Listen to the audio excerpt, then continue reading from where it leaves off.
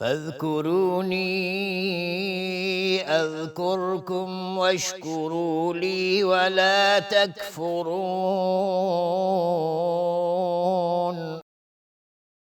پس به یاد من باشید تا به یاد شما باشم و شکر مرا گویید و کفران نکنید. بسم الله الرحمن الرحیم. الحمد لله رب العالمین و الصلاة و السلام علی سید المرسلین سیدنا و نبینا محمد و علی آله و صحبه اجمعین. با عرض سلام و درود خدمت همه شما بینندگان عزیز و محترم در برنامه نیایش و ستایش. باز هم در مفاهیم قرآنی باید ما تأمل بیشتری رو داشته باشیم و دقت بیشتری رو بکنیم تا عمق مفهوم نیایش و ستایش و وسعت معنوی این دو واژه کلیدی قرآن کریم رو بیشتر دریابیم. این دو واژه در واقع روح و روان هر نوع فعالیت دینی و دینداری رو حامل هست. اگر ما بتونیم این دو واژه رو به طور صحیح و به طور عمیق بفهمیم، مفاهیم عظیم قرآن کریم و به همین صورت پایه و اساس و ریشه های عبادات خودمون رو خواهیم تونست راسخ و پایدار داشته باشیم. ما در برنامه‌های گذشته بیشتر سعی کردیم که با طرح آیاتی از کلام الهی از قرآن مجید و توصیف مفهوم دعا یا نیایش در ضمن این آیات بنیادی ترین و مهمترین و اساسی ترین نیازهای زندگی خودمون رو بشناسیم. اونچه که باید براش تلاش کنیم، باید براش فکر کنیم و ارزش تلاش کردن و فکر کردن رو داره.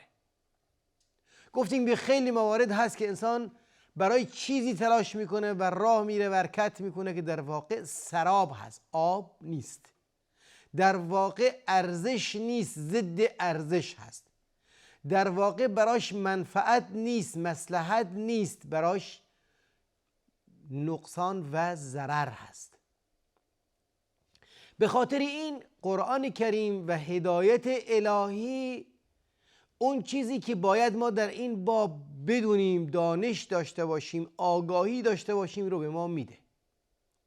عین اون چیزی که مرکزی از مراکز بهداشت در ارتباط با جسممون میده که ما نیاز داریم به ویتامین های مختلف، به مواد غذایی متعدد و چیزهایی برامون ضرر داره که ازش باید پرهیز کنیم و چیزهایی برامون مفید هست که باید براش جلبش سعی و تلاش بکنیم. در بحث روح و روان و در بحث نتایج عمل کرد و عاقبت امور هم دستورالعمل‌های دین الهی برامون میذاره که این دستورالعمل‌ها پس پرده غیب اون چیزی که وجود داره رو در مد نظر قرار میده و برامون نسخه هایی رو تجویز میکنه که اون نسخه ها با تجربه به دست نمیاد. این نسخه ها با عقل قاصر و خرد ناتوان بشر نمیتونه حاصل بشه و اگر بشه هم بسیار ناقص خواهد بود. بعد از اینکه ما نمونه هایی از نیازهای بنیادین و اساسی یک زندگی سالم انسانی رو در سایه و پرتو آیات قرآنی طرح کردیم و آوردیم، میخوایم یه نظر کوتاهی بندازیم به مفاهیم بنیادین نیایش یا اذکاری که ما باید در ذهن خودمون داشته باشیم و در واقع اون چی که به عنوان عبادات در بسته های عبادی روزمره اونها رو اعمال میکنیم در برگرفته و یا جمع شده از این مفاهیم هست. مفاهیم نیایش رو که ما گفتیم که از ستایش جدا نیست. یعنی وقتی که ما مقام و جایگاه و حقیقت صفات کمال پروردگار متعال رو مد نظر قرار میدیم، به طور طبیعی نیازمندی و نیازمند بودن و فقیر بودن خودمون رو به درگاه او احساس میکنیم و ابراز میکنیم. در نتیجه گفتیم به طور طبیعی این دو مفهوم با هم آمیخته و عجین شده است، با هم ارتباط ناگسستنی دارند که در پی هر ستایشی نیایشی هست و همراه هر نیایشی ستایشی هست. هرگاه نیایشی باشه، طلبی باشه، دعایی باشه، ستایشی وجود داره و هرگاه ستایشی باشه به طور طبیعی نیایشی هم در پیرو او چه بگیم و چه نگیم وجود خواهد داشت. وقتی که منبع همه خیر و نیکی ها رب ذوالجلال اعتراف بشه، به طور طبیعی به این منبع نیازمند بودن و وابسته و دلبسته بودن یک امر طبیعی است. چی اون رو ما به زبون بیاریم که از این منبع چی میخوایم و چه به زبون نیاریم، چه مختصر بگیم و چه مفصل بگیم. الان میخوایم در این برنامه یکی از محوری ترین مفاهیم یا بنیادی ترین مفاهیم ستایش رب ذوالجلال رو در پرتو آیات قرآن کریم نگاهی بندازیم که این مفهوم در واقع اساس و پایه تمام، یکی از اساس سگانه کل ستایش و نیایش روزمره ما هست. اون مفهوم تسبیح هست. تسبیح هممون باش آشنا هستیم، هممون سبحان الله رو مکرر میگیم و در ارتباط با موارد و مواقع مختلفی که این ذکر الهی در ضمن دستورالعمل‌های سنت نبوی اومده و در ضمن دعاهای مأثور یاد میشه، اون رو انشاءالله مفصل باز نگاهی خواهیم انداخت و به طور مفصل بررسی خواهیم کرد در برنامه آینده انشاءالله.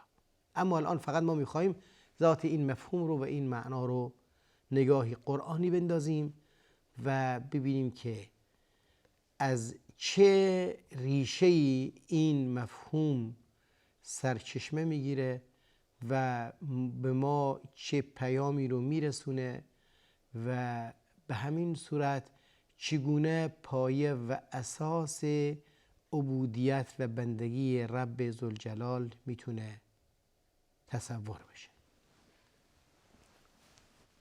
تسبیح و فعل سبح یسبح جز افعالی هست که در قرآن کریم با اشکال مختلف، با شکل مصدری، با شکل فعل مضارع، با شکل فعل ماضی، با شکل فعل امر اومده. بیشترین واژه‌ای که در قرآن کریم بعد از لفظ جلاله یعنی الله و صفات رب ذوالجلال مشاهده میشه تسبیح است. سبحان الله، سبحان الله عما یشرکون، سبحان الله عما یصفون، سبحان الله عما یقولون. سبح اسم ربک الاعلی، فسبح بحمد ربک واستغفر، فسبح بحمد ربک حین طلوع الشمس و حین غروبها. به همین صورت تسبیح با حمد، البته حمد رو انشاءالله ما در جلسه آینده بهش خواهیم پرداخت. سبح لله ما فی السماوات و ما فی الارض، یسبح لله ما فی السماوات و ما فی الارض، یسبح له السماوات السبع، این همه صیغه‌های مختلف است. ماضی سبحان، مصدریش سبحان، امر سبح، ماضی سبح، مضارع یسبح. و این گونه های مختلف صیغه‌ای این واژه در قرآن کریم بیش از 100 مورد مشاهده میشه. معنای این واژه اساساً بر تنزیه یا دور انگاشتن یا دور قرار دادن اون چه که شایسته بایسته یک موجود هست قائم است. وقتی که یک موجود رو ما با کمالش بشناسیم، صفات کمال رو براش نسبت بدیم، به طور طبیعی در مقابلش باید ازش تمام اون چیزی که به عنوان نقص هست رو ازش دور نگه داریم تا کمال خودش رو داشته باشه. نقص به دو صورت هست. نقص به این صورت هست یا ما صفتی رو بهش نسبت بدیم که شایسته او نیست، یا صفتی رو از او سلب کنیم که باز هم شایسته او نیست، یا صفت او رو به غیر او بدیم که باز هم شایسته او نیست. دقت کنید، 3 مطلب داره.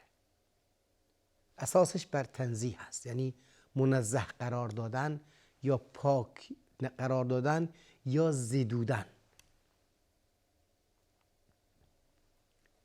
تسبیح یعنی تنزیه، منزه کردن. تنزیه از چه چیزی؟ منزه کردن از چه چیزی؟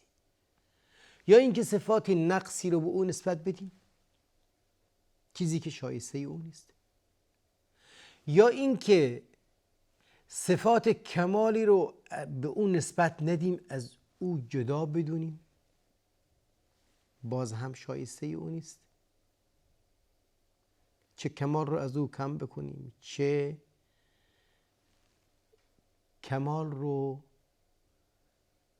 به اون نسبت ندیم، هر دوشون یکی هست. و چه صفتی که شایسته اون نیست رو به اون نسبت بدیم،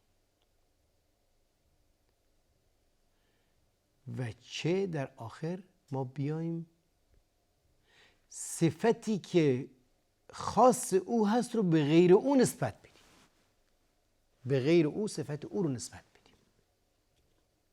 خب به طور طبیعی به غیر او نسبت دادیم، شرک شده.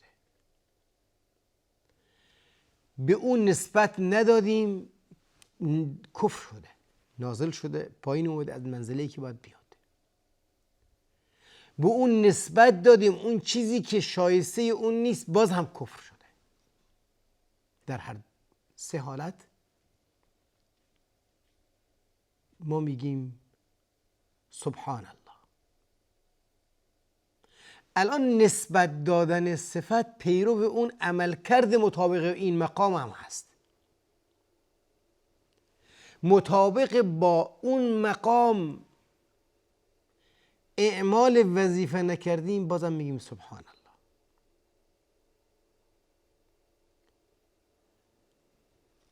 اگر رفتاری در خور شأن اون مقام نکردیم، باز هم میگیم سبحان الله. چه ما در بحث توصیف پروردگار متعال، چه در بحث عملکرد خودمون، اگر اونطوری که شایسته مقام و جایگاه پروردگار متعال باشه عملکرد قولی و فعلی نداشتیم، اینجا تسبیح به میان میاد. به طور طبیعی شک و تردیدی نیست که هیچ انسان و هیچ مخلوقی اونطوری که شایسته و بایسته مقام رب ذوالجلال هست نمیتونه ادای وظیفه کنه. در نتیجه همیشه میگیم سبحان الله. از اونچه که ما قصور داریم، از اونچه که ما کوتاهی میکنیم، از اونچه که ما باید انجام بدیم و نمیتونیم انجام بدیم. در نتیجه تسبیح اساساً بر زبون ما 24 ساعت هست، به خاطر اینکه اعتراف داریم که هیچگاه نمیتونیم حق رب ذوالجلال رو ادا کنیم. اعتراف داریم که هیچگاه نمیتونیم اونطوری که شایسته و بایسته مقام او هست انجام وظیفه کنیم. این پس اولین نکته اینجاست که ما وقتی که تسبیح پروردگار متعال رو میگیم، یک نوع اعترافی هست به کوتاهی و قصور ما در مقابل اون چه که شایسته و بایسته مقام عبادی رب ذوالجلال باید باشه، مقام عبودیت برای او، جای طوری که باید ما در قبال او انجام وظیفه عبادی بکنیم. نکته دومی که در بحث تسبیح ما وجود داره این هست که وقتی که ما به اطراف خودمون نگاه میکنیم، به نگاه های مردم تأمل میکنیم، میبینیم که اونطوری که باید و شاید نگاه درستی رو به رب ذوالجلال و مقام پروردگار ندارند. اونطوری که باید و شاید نه اون رو وصل میکنن و نه مقام او رو در نظر میگیرند. اونطوری که وظیفهشون هست انجام وظیفه نمی کنند. در نتیجه باز هم میگیم سبحان الله. الله متعال منزه است از این نافرمانی، از این سرکشی، از این قصور و کوتاهی که بندگان در حق او دارن انجام میدند. آیات قرآن کریم به طور مکرر برامون موارد مختلفی رو از تسبیح میاره که همه اینها بیانگر این مواردی ذکر شده است. اولین آیه که ما داریم سوره بقره هست که ابتدای تسبیح خلق رو میگه. آدم هست که ملائکه در مقابل پروردگار متعال و در مقابل نافرمانی خلقی که در آینده میخواد روی زمین باشه میگن که یا رب آیا میخوای در زمین کسی رو بذاری که فساد بکنه و خونریزی کنه، در صورتی که ما تسبیح تو رو میگیم با حمد تو؟ یعنی که فساد و خونریزی در تعارض با تسبیح مقام الهی و در نظر گرفتن مقام عبودیت پروردگار متعال است. همینطور کل اقوال ما، همینطور کل افعال ما در نتیجه همیشه باید بگیم، صبح و شب باید بگیم سبحان الله اما یقولون، سبحان الله اما یصفون، و بگیم سبحان الله به طور مطلق از اون چه که ما کوتاهی و قصوری که در مقابل مقام پروردگار متعال از ما صدور میشه. تا برنامه دیگه الله متعال یار و نگهدارتون باد. السلام علیکم و رحمت الله و برکاته.